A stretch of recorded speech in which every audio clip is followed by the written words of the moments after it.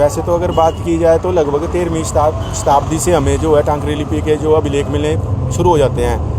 इस प्रदर्शनी में मैंने लगभग 250 से 300 वर्ष पुरानी मुझे जो लोक रामायण जैसे मिली, तो उसके मैंने कुछ पेज बनाए हैं। वैसे ही राजा शमशेर सेन जी के समय की मैंने यहाँ पे कुंडली रखी हुई है कि लोग देख सकें कि कितनी लंबी लंबी ये कुंडली होती है, तो उसका कुछ हिस्सा रखा है। वैसे ही मैंने इसमें किन्नौर की बात की जाए, कामरू की बात, उधर का ढोल भेजा था मुझे किसी ने पढ़ने के लिए, तो 250-300 वर्ष पुराना, लगभग 2 साल पहले, तो उसका भी मैंने फ़ोटोज़ रखे हैं लोगों को बताने के लिए कि किस किस प्रकार से धातुओं के ऊपर, लकड़ी के ऊपर कैसे रखी जाती थी। वैसे हमें मंडी में एक बही खाता प्राप्त हुआ था 1910 का, लगभग 115-16 साल पुराना, वो मैंने रखा है। वो तो बिल्कुल ओरिजिनल है यहाँ पे।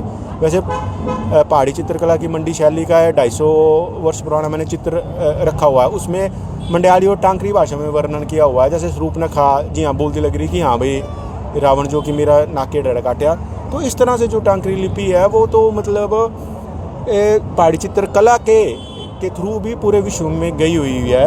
तो ऐसे अलग अलग हमने अभिलेख, रामपुर के मैंने यहाँ पे अभिलेख रखे हुए हैं। बेसिकली एक पूरी की पूरी एक धारा है जो जोगिंद्रनगर से किन्नौर तक तो जाती है, जिसमें काम होना भी बाकी है। तो उसमें हम काम कर रहे हैं कि अपने क्षेत्र को लेकर भी हमें काम करना चाहिए। तो ऐसे मैंने शारदा के भी कुछ अभिलेख रखे हैं, क्योंकि मूल तो हमारी शारदा लिपि है, तो वो भी 300-400 साल पुराने हैं जो इनके जो मैंने प्रिंट रखे हुए हैं यहाँ पर। टांकरी लिपि हमारी अनादिकाल से प्रचलित, एक प्रकार से पूर्ण रूप से शुद्ध और सात्विक लेखन कला है। इसका हमें अनादिकाल से वर्णन भी मिलता है। हम प्राचीन काल के विद्यालयों में जब देखते हैं तो वहाँ भी टांकरी लिपि में हमारे विद्यालय के रिकॉर्ड रखे गए हैं।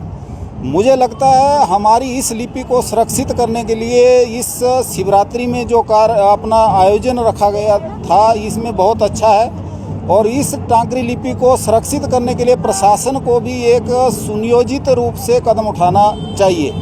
और यह लिपि प्राचीन काल से बहुत सुंदर और शुद्ध लिपि जो हमारे प्राचीन ग्रंथों में भी वर्णित है और हमारे प्राचीन मंदिरों में भी अंकित की गई है।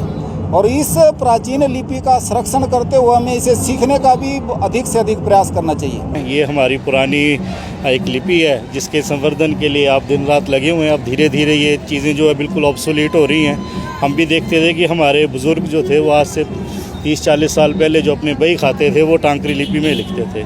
हमारे जो पुरातन ग्रंथ है हिमाचल से रिलेटेड जितना भी है वो भी टांकरी में ही है, लेकिन समस्या भी है कोई उसको पढ़ने वाला भी कोई नहीं है। तो जो भी आप ये काम कर रहे हैं ये बहुत ही काबिल तारीफ़ है काम है, और हम चाहते हैं कि आप इसको और बढ़ाएं। और धीरे धीरे ये टांकरी जो है ये हमारे यहाँ हिमाचल सरकार से भी निवेदन है कि उनको स्कूलों में भी इसको प्रमोट करेंगे ताकि आने वाले बच्चे जो हैं वो टांकरी लिपि को पढ़ें और सीखें इससे कि हमारी हिस्ट्री क्या कहती थी इसके बारे में।